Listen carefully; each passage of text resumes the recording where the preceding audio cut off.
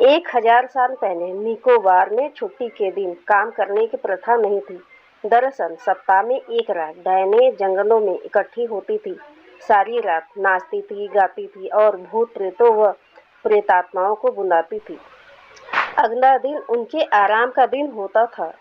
आम लोगों के बीच उस दिन को छुट्टी का दिन कहा जाता था, ताकि कोई भी आदमी उस दिन जंगल में जाकर उनके आराम में बाधा पहुंचाने का कारण न बन पाए। आराम में बाधा पहुंचाने वाले व्यक्ति को अपने जादू से वे कुछ भी बना सकती थी। लेकिन एक आदमी था जो छुट्टी के दिन भी काम करता था, किसी से भी डरे बिना। वह अपने केले के बाग की देखभाल के लिए जंगल में जाता था। एक छुट्टी वाले दिन जब वह आदमी अपने केले के बाग में पहुंचा तो उसने एक पेड़ पर पके केलों का एक गुच्छा लटका देखा। वह खुशी से फूला न समाया। काट कर उसे घर ले जाने के लिए उसने अपनी जेब से चाकू निकाला और उस पेड़ की ओर बढ़ गया। लेकिन जैसे ही उसने उस गुच्छे को काटा, वह सड़क बन गया। किसी को भी इस दुर्घटना का पता न चला। जब गांव के लोगों ने कई दिनों तक उसे नहीं देखा तो वे उसकी खोज में निकल पड़े। उनको सिर्फ इतना पता था कि वह छुट्टी के दिन भी अपने केले के बाग में जाता था। वे वहां भी उसको ढूंढने के लिए गए, लेकिन उसका वहां भी अता पता न मिला। गांव वालों ने मान लिया कि या तो वह मारा गया या समुद्र में डूब गया। उसकी मौत पर वे विलाप कर उठे। वह आदमी दिन भर तो सड़क बनकर नीचे पड़ा रहता, लेकिन रात को पुनः आदमी बन जाता। आदमी बनकर वह नाचता, गाता और दूसरी डायनों की तरह प्रेतात्माओं को बुलाता, उनसे बातें करता। जब वह आदमी बनता तब उसकी त्वचा का रंग सुर्ख लाल होता। जब वह सड़क बनता तब भी उस पर लाल धारियां पड़ी होती थी। लोगों को आश्चर्य होता कि वह सड़क सिर्फ दिन में ही दिखाई देती थी, रात में गायब हो जाती थी। लेकिन किसी को भी सच्चाई का पता न था। वह आदमी भी हालांकि दिन भर के लिए सड़क बन जाता था, परंतु उसकी इच्छाएं मरी नहीं थी। वह जब भी कोई पका केला देखता, उसका जी ललचा जाता। रात में वह पके केले खाने को दौड़ता। लोग हालांकि आज तक लाल धारियों वाली उस सड़क का रहस्य नहीं जान पाए।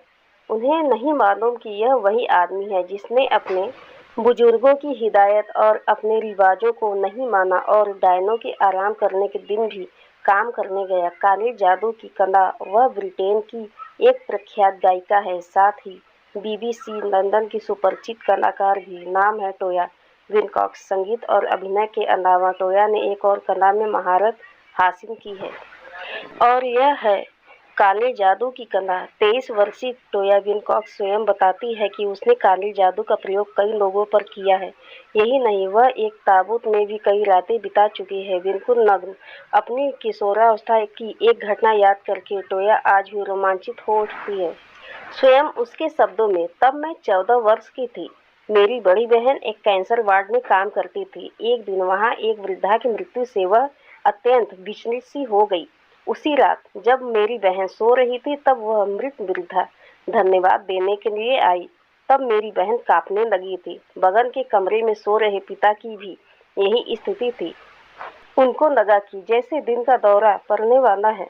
उसी दौरान मेरे कमरे में लगे चित्र हवा में उड़ने लगे थे। मेरे साथ इसी तरह की छोटी छोटी दुर्घटनाएं अक्सर घटने लगी।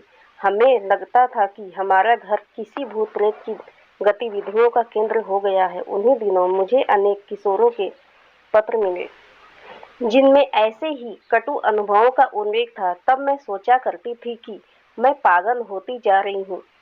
टोया यहाँ तक कहती है कि इस सब के बावजूद पूरे परिवार में वहीं एक सदस्य ऐसी थी जो पुराने शयन कक्ष में सो सकती थी। वहाँ सोना न जाने क्यों उसे अच्छा लगता था। उस शयन कक्ष से उसे विशेष लगाव हो गया है।